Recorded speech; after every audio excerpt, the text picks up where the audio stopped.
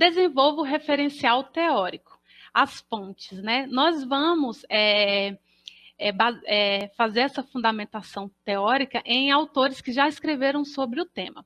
É muito importante a gente pesquisar bons livros e bons autores, né, para poder dar um embasamento teórico sustentável, sabe? Eu sempre falo que é um embasamento teórico que seja como se fosse uma rocha, que ninguém consegue destruir, tem que bater até, sabe? Então, porque quando o seu referencial teórico tem embasamento em obras que são de autores que não são renomados, ou às vezes que autores que não sabem muito sobre o assunto, então o seu referencial teórico ele vai ser um tanto quanto ruim, pobre, sabe? Mais inferior. E nós damos algumas dicas de como desenvolver um referencial teórico, né? Primeiro, você vai pesquisar em fontes de informação confiáveis. O que é isso? Muitas vezes a gente tende a, por exemplo, ir na internet procurar artigos que às vezes não tem nem o nome do autor.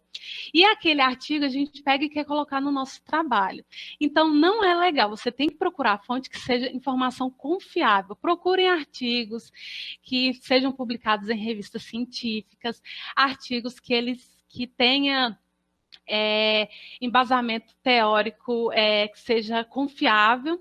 Evite o uso excessivo de um mesmo autor, isso é muito importante, porque quando a gente está desenvolvendo o nosso trabalho, a gente tende assim, por exemplo, quando você acha um autor que ele diz tudo aquilo que você queria dizer no trabalho, você tende a citá-lo várias vezes, né? Isso não é legal, porque mostra que você não pesquisou. Porque quando você procura várias fontes de pesquisa, vários autores, é sinal de que você está se esforçando.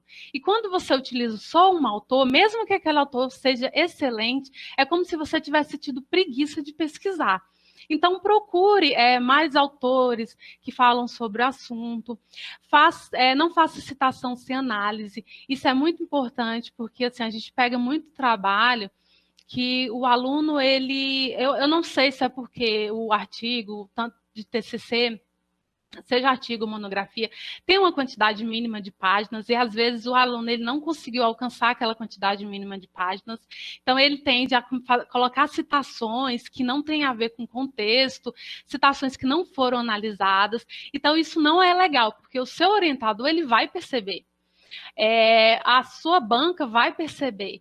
Então, não faça isso. Sempre coloque citações que tenham análise, que esteja dentro do texto, que tenha relação com o seu trabalho. Não repita a mesma palavra diversas vezes no texto. Eu costumo dizer que, assim, quem repete... Porque a nossa língua portuguesa ela é tão ampla, que são tantos sinônimos, para tudo quanto é palavra tem sinônimos, que se você fazer uma pesquisa simples, você vai encontrar sinônimo de praticamente todas as palavras. Então, sempre utilize os sinônimos, não utilize a mesma palavra, porque o texto fica ruim, fica repetitivo. Não use períodos ou frases muito longas, então, os períodos e as frases, elas devem ter um tamanho mediano.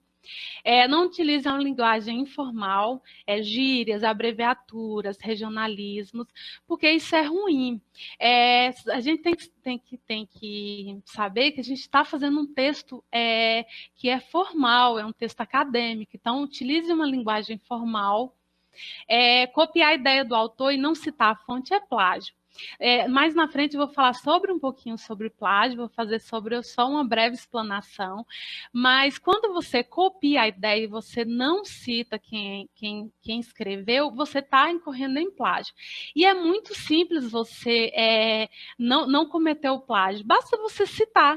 Basta você citar dentro do trabalho, você referenciar, porque muitos alunos eles têm muito medo de, porque meu trabalho só tem ideia de autor. Mas é isso mesmo, tem que ter ideia de outros autores mesmo. Então, citar não é errado. O errado é você utilizar uma citação, uma obra, uma ideia que não é sua e não referenciar.